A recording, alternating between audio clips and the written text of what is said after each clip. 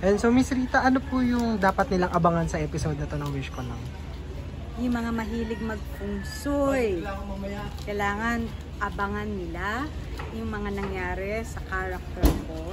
At yung mga hindi rin naman mahilig sa feng shui, malalaman nyo kung effective ba ito o hindi. So, abangan ninyo kung ano yung mangyayari sa akin. Miss Rita, naniniwala din po ba kayo sa mga feng shui, sa mga pampaswerte na yan ngayong New Year? Konti.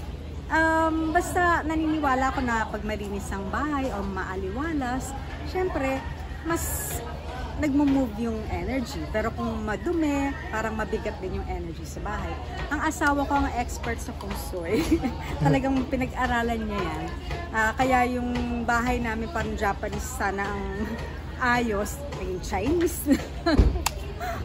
And huli po, nabiktima na po ba kayo ng scam? At kung oo, ano pong paano niyo po ito sinolusyonan? Swerte ako na hindi pa naman.